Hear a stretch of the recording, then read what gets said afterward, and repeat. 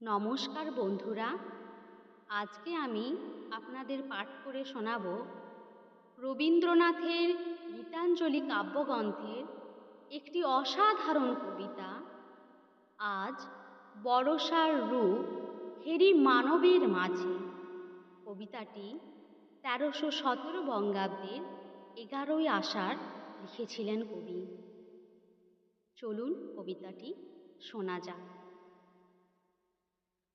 আজ বর্ষার রূপ হেরি মানবের মাঝে, চলেছে গরজি, চলেছে নিবিড় সাজে।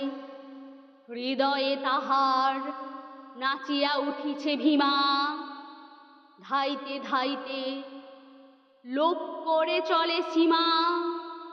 কোন তাড়নায় মেঘের সহিত মেঘে, বক্ষে বক্ষে মিলিয়া বজ্র বাজে।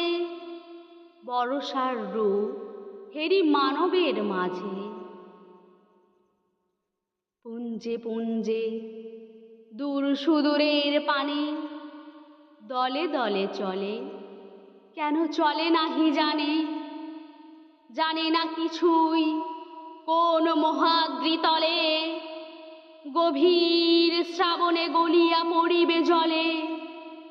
নাহি জানে তার ঘন ঘোর সমারোহে, কোন সে ভীষণ জীবন মরণ রাজে।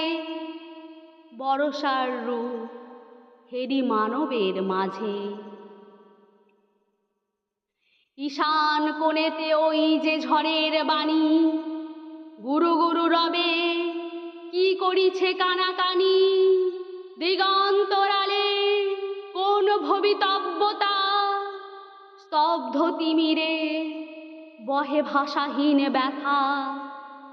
কালো কল্পনা নিবিড় ছায়ার তলে, ঘনায়ে উঠিছে কোন আসন্ন কাজে।